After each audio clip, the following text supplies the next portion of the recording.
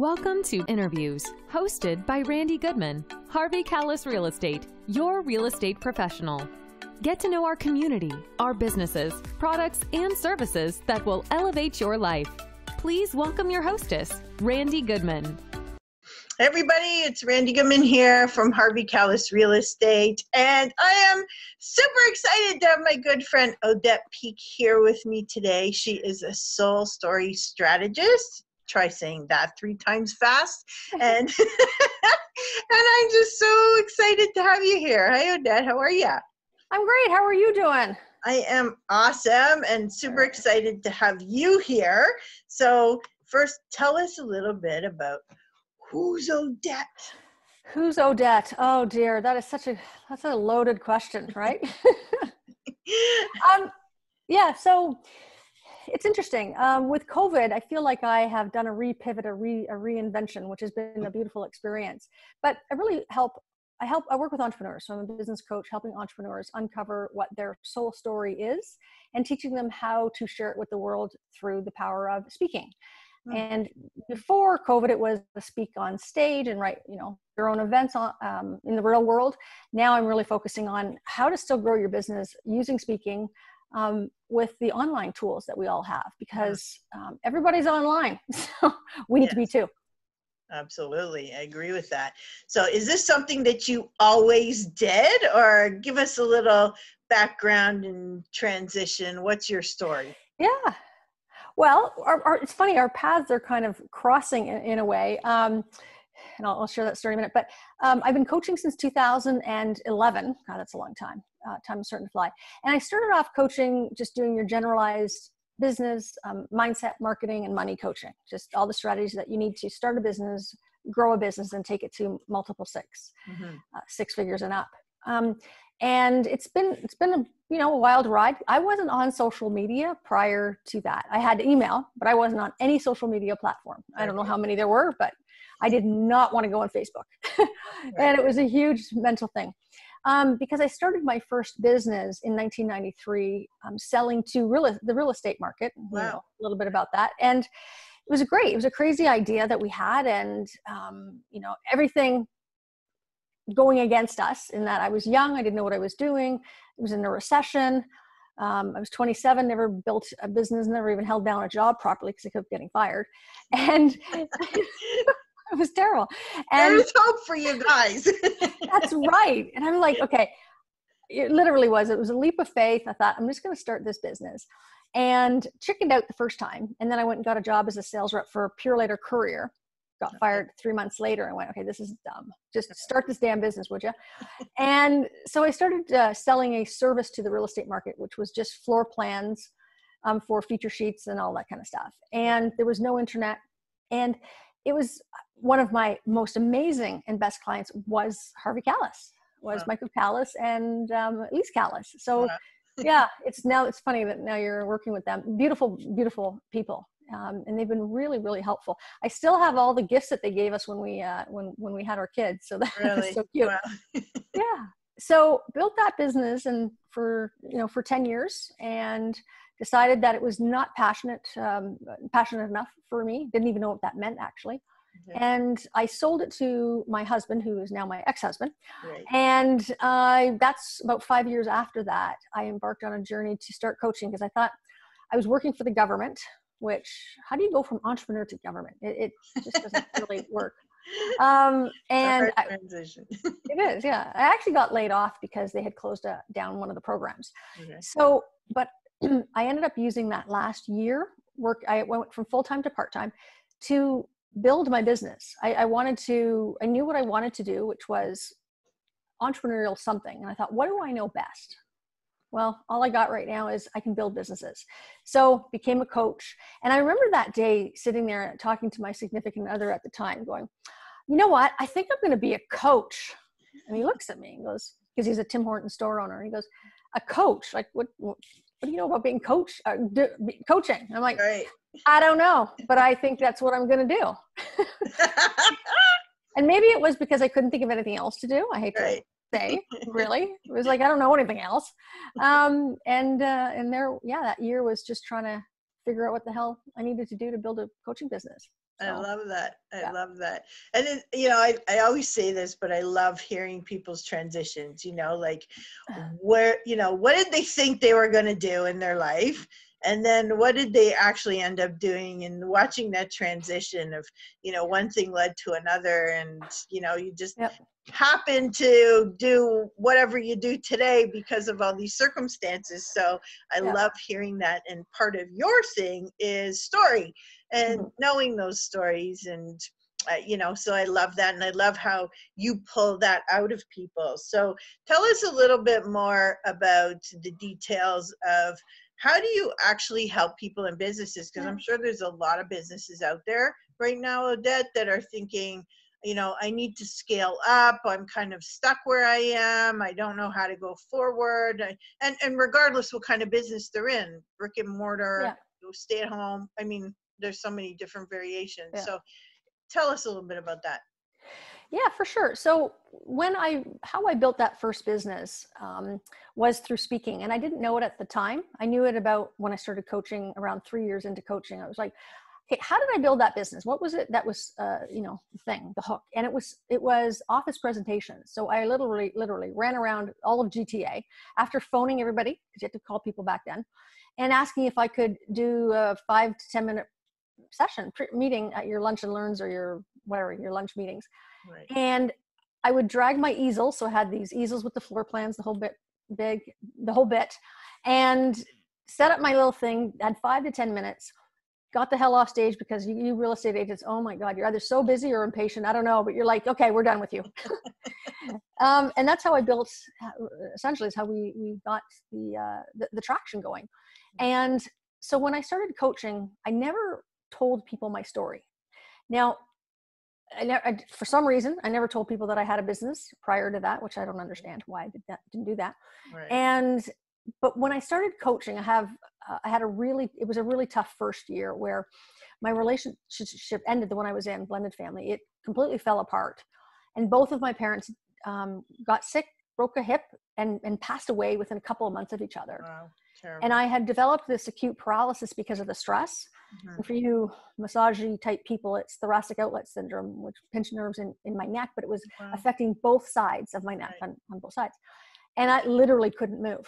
And so that was my first couple of months in my business. I'm like, how am I going to do this? No one's going to hire me. Right. And so it was do or die, basically. And that was a really traumatic, probably the most rock bottom moments in my life, that something came up. I don't know. I remember just sitting on the couch and having like that come to Jesus moment. And it was like, I got to start sharing my story. I got to be vulnerable with people, and I've got to be open, because who wants to be vulnerable, really? So I just started sharing my story, and people were now resonating. I was letting the guard down, because when you have trauma in your life, you walk around with walls up, right? And because it's a protection mechanism. But you know, people don't get to know you. And so when I was working in the 80s as a sales rep, in the 90s, people didn't want to hear your story. It was all about how great you were. So it was really more ego-based marketing. And somehow, I don't know, I've heard all about the story stuff. I thought, okay, well, it's time I start sharing and just start being open. And so that's what I started doing, and started to see the results. And people were relating to my story. They're like, oh, I've been there, I've done that. I'm like, really? And you think you're the only one. Right. And then a few years after that, I really realized that the number one marketing tool for a business is your story. It doesn't matter, like you said, if you're bricks and mortar or whatever. I mean, you know, Google has a story, Apple has a story.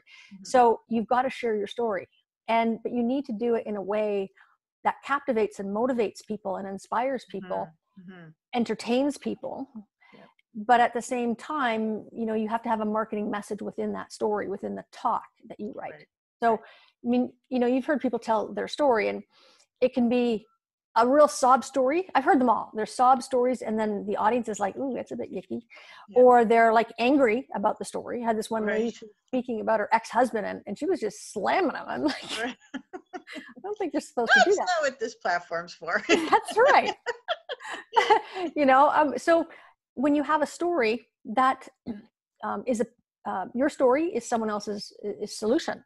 So people want to have their pain or their challenges solved. and they need to buy into you first. And story is a great way to have people buy into you, Yes. know, like, and trust you and all of that stuff. Yep. And then you need to have a message. What is that message? What is the learning that you got from your story, from your pain and challenge? And what's the solution? Right. And that's what people need to hear. And when you're Mm-hmm. speaking, whether it's speaking on a Facebook Live or like this, or on stage or whatever, or even, let's call it, even blogging is some version of speaking because it's your written version, Right. that you can make an audio. It's, you have to take people on a journey. Mm-hmm. It's that emotional journey, intellectual journey, and then a call to action to move people from the pain and stuckness that they're in into that next place for them, that next step. Right. And it's so true. Like, you know, how do people, you know, get to know you or want to work with you, you know, using real estate, for an example? There's 55,000 real estate agents in Toronto. Not all active, of course, but there's, you know, there's that many. How many coaches are in this world that you can access, right? Like, must be way more than that. Yeah. Oh, yeah. Right? So how do you set yourself apart? Well, nobody has the same story. You could have similar things, crossover, you know, similar experiences, but nobody has it the same way. They don't have the same perspective. Yes, thank you. You know, that someone else has, and we can learn so much from each other and get to know each other by sharing. And I know, like you said, some people want to, you know, just hold it in, or they're too afraid to share it, or they don't want to be judged, or, you know, they've got all kinds of thoughts going through their head about why they don't want to share it. But the reality is that when you do share it, you have no clue how many people you're resonating with, how many people are being inspired by you and motivated by you. And, you know, so I love the concept. I mean, I've been doing it for years through book writing and publishing as well. So I'm totally on board with what you're saying, but it gets you to set yourself apart from the rest. So, and you've done that. I mean, I've watched your transition, Odette, you know, and you were talking about having your wall up. You could actually see that, right? You know, when people are like that, believe it or not, and for those of you who are like that, other people can see it, you know, they can see through that. So, and watching your transition, just to talk about you for a second, is just such a beautiful thing. Watching you over the years transform. I mean, you were an amazing business coach even back then. You were having huge success, helping so many people, but then to watch your own personal transition of what you're going through and your involvement into who you are today. And I know it's a continual process. It doesn't just have a start and an end, but, you know, watching you go through that was just incredible. And, you know, watching your self-discovery and whatnot, but then you get to take those things and put them into your business and help your clients even more. So watching your transition, you know, like you said, you started off being the regular basic business coach, basically, right? And then you transition to so many deeper levels, and you just keep getting deeper and deeper. And now you get to help your clients in that way. So, you know, I don't know if you want to talk about that a little bit. Yeah, no, absolutely. So so I grew up with, you know, immigrant parents, like so many of us. You know, they started a business, or they ran a business for their as their career, and, you know, came to Canada with $10 in their pocket, that kind of thing. So the message that I got from living with my parents that were like that, and my parents were successful entrepreneurs, and they said, it's, you know, to them, and I totally get this, it's all about the money. Is that you know, we've come from absolutely nothing. We've created so much, and it is about the money. So if you're going to go into business, it has to be all about the money. And so that was the message that I had. Now, I never cared about money. It wasn't really my motivator until actually with my first business, it was about the money, but then it was really about the journey as well, because I didn't know, to be honest with you, quite what I was doing. And then it started to become all about the money. And that's when it started to get kind of yucky for me, but I didn't realize that. So after I sold it, I floundered for about 5 years. I went back to school, for social work, and because I have this passion for helping people. And I studied social work and gerontology because I thought I would own a retirement home. So I really was, or a palliative care place. That's what I was really excited to do.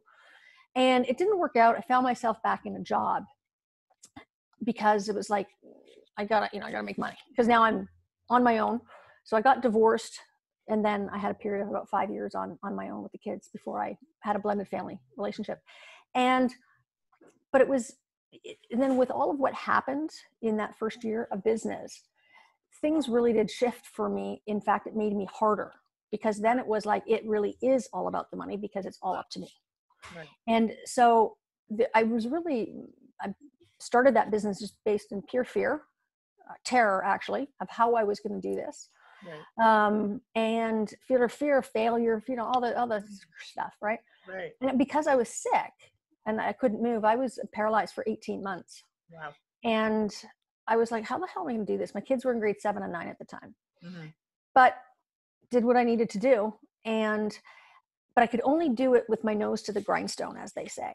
Right. The thought of looking, coming up for air was not a possibility. I was in the utmost of survival mode, and for no reason except for fear, because I had money, not someone had a lot of it, but I had money saved. I had bought a house and everything was, I was okay.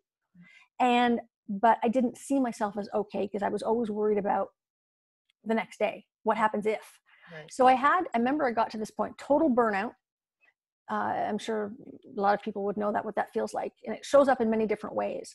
And for me, I remember flopping down on my couch in the living room going, what the fuck am I doing?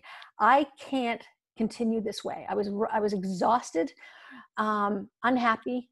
And I thought, I just want to work at Starbucks. It was just fleeting. It's like, and you know what? I commend those that work at Starbucks. If you've ever seen them, like, that's a tough job. Yep. And I'm like, so I had this deep disconnection between my heart and my head, not knowing it at the time. And I just felt so disconnected. And that's when things started to crumble around me, my insides. Okay. And I started to develop and understand that there was I'm going to use the word spiritual because back then I didn't even know what it was called. I just didn't feel right on the inside. Right. I felt like I had emotional cancer. And I hired a coach to help me heal because I was so wounded and so broken. Right. And I started to heal. And in the healing, I realized there's more to me, there's more to life than the external. Mm-hmm. So however that process went, it took probably a lot longer than I had anticipated. I wish like we all want to get out of our shit faster than we want. But I was still resistant. And then I just started to get more and more deep into not weird woo-woo spirituality, but just into my heart. Mm-hmm. And that's when things started to change for me. And that's when I started to share my story. And that's when I started to see different results. But I really had to heal a lot of my past. Right. And like my dad was an alcoholic and my mom was the enabler. It was your typical, All in the Family. That was my family. Edith and Archie Bunker. Right. I shit you not, I kid you not. And so I don't know if Archie Bunker was an alcoholic or not, but he was not a nice guy. And that was my family. And so I had to heal from that. Mm-hmm. And then I had to heal from the trauma of both of my parents dying, the relationship ending, and all that kind of stuff. Right. And I'm still on that healing journey because it never ends. It would be really nice to have a reprieve from it for a while. But I started to teach people just to share their story, teach them how to speak. And then now I really focus on alignment. That are you in alignment with your business? Alignment being your head, your heart, your feet, your soul, all of it. And I have another angle of my business, or what do you call it, arm of my business called Spiritual Alliance, is how to get connected 100% in alignment with what you truly deeply want. Mm-hmm. And most people in this world don't do that. They build a business or have a stay in a job because of what they think they should do or have to do. Right. For safety and security. And I get it. I was there. Mm-hmm. But for me, I'd rather have less money and be really content and happy on the inside than have all these big things because there's a responsibility. Yeah. So. Totally. Yeah. Thank you for sharing that. That's, good life lesson for everybody out there as well to really start to dive deeper into yourself and live your true happiness. I know people tend to just go from thing to thing. They're doing, and not really, looking inside, and they have their routine, just go from one thing to the other, but not really taking time to appreciate, and enjoy. So it's a great message, and anybody out there who, wants to make a difference in their life, definitely reach out to Odette. So tell us, like, I know you believe in giving back, whether it's volunteering or charitable or work or whatnot. Can you tell us a little bit about that? Yeah, absolutely. I think that a lot of people are in this world are all about what can I get? And it's not even so much take, but what can I get? And we're all out there getting things, whether it's right, like, call them the weekend warriors. So people that have a job, they work 9 to 5, and the weekends are all for getting stuff. Like they're going to go get drunk. They're going to go, right? And you live your life for the weekends, and you live your life to go and get things and accumulate things. All right. One of the things that I've learned during this COVID time is, I had just gotten back from Costa Rica because I was putting together my retreat in Costa Rica, and it was all set to go. Like I went and I booked the place and I checked it out, and I was just in Costa Rica. I just love Costa Rica. So that's my plan to move there. And they don't have a lot there. And so every time I go, it brings me back to, it gives my head a shake, gives me back to reality that you don't need a lot of things to be really, truly, deeply happy. And I've heard it before from all the coaches out there, money doesn't buy you happiness, but it buys the things that make you happy. I get that. Right. The jet skis or the boat or the car or whatever. But when you strip all of that away, who are you? Right? What's left? Right. And so, what was I going to say? Oh, so COVID, when I got back at the end of March, and I was isolated for obviously the 14 days, I got super sick for about 6 weeks, and I was living alone because my kids had just moved out, and I was supposed to move with them, but I couldn't because of COVID and all sorts of stuff. So I had nothing except my bed, a table, and a couch because they'd taken everything, right? Which was fine. That was the plan. But I was literally stripped down to nothing. I couldn't go out. And I was like, wow, this is really kind of cool. I don't need anything. I really don't need anything. Except I need to feel a certain way. Right. So I saw your cat who's on your really big mantle, or not mantle, chest, whatever you call it. Yeah. So it's brought me back to that reality of, and then with people who are like going out to get all that toilet paper, they're trying to save themselves, but not even thinking about the other people. Yeah. That's been a real eye opener. I'm like, how much toilet paper do you really need? Like, we never had toilet paper, thousands of years ago. What did they use? Go grab a leaf. You're good. Right, or your hand or whatever. Gather leaves now. Right. What I like to do is I do a lot of giving back to different charities, and one of them, as you know, with Anna Lopez, is the $1 Million Smiles. Built a couple of play sets with my daughter. I love that. I love those moments of giving back. So her charity, it was a real eye opener for me, because here are families that are experiencing the most tragic thing, is having a sick child. Or a child that's, potentially going to pass away.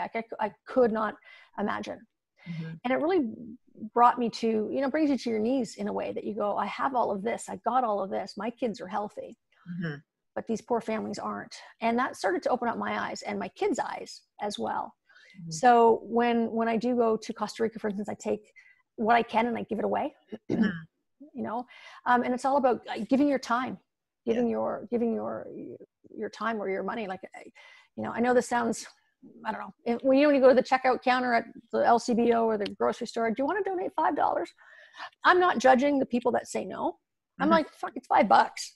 And it's just like, what can you do, even if the smallest amount, that you can not think of yourself and think of how somebody else might be in need.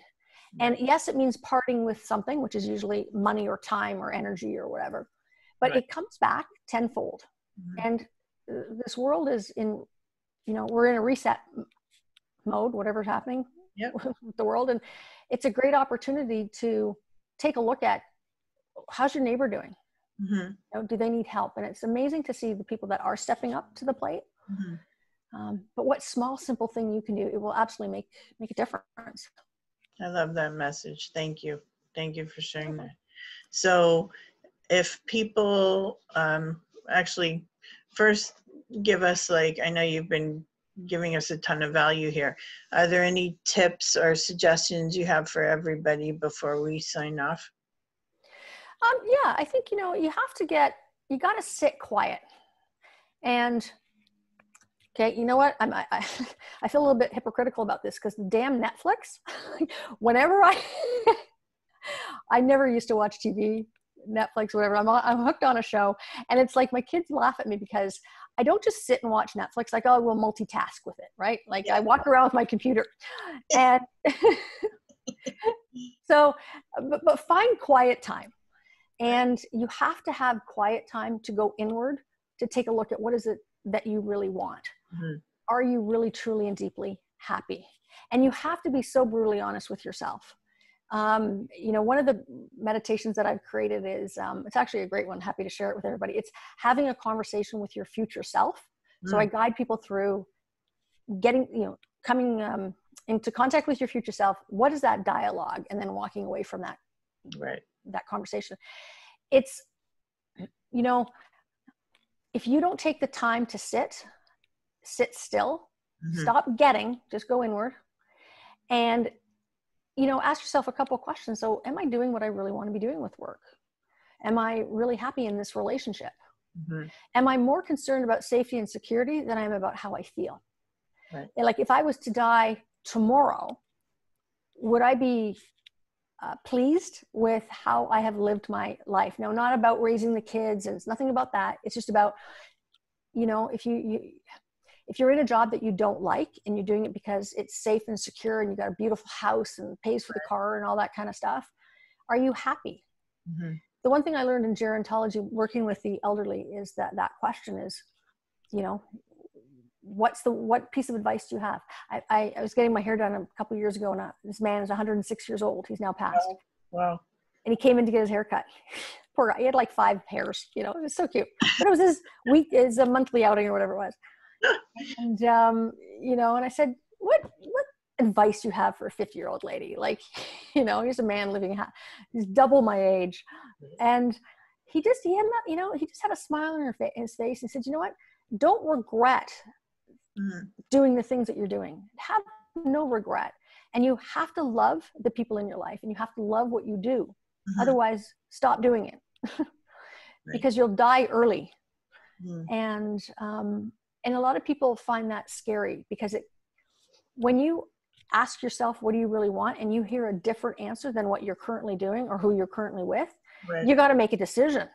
And that's where people get scared, because you're going to have to make a change. And nobody wants to make a change because we live a life of basically everything's uncertain, right? But we want certainty. We want to control. And if we let go of the control and really go after what we want, then the money's going to come, the people are going to come, everything will happen, and you have to trust. I never trusted. I was just too busy being in control of my life, trying to make shit happen. And sometimes it's let go and let life happen, for you, to you. Yeah. So. Thank you. So how can people reach you? How can they get a hold of you?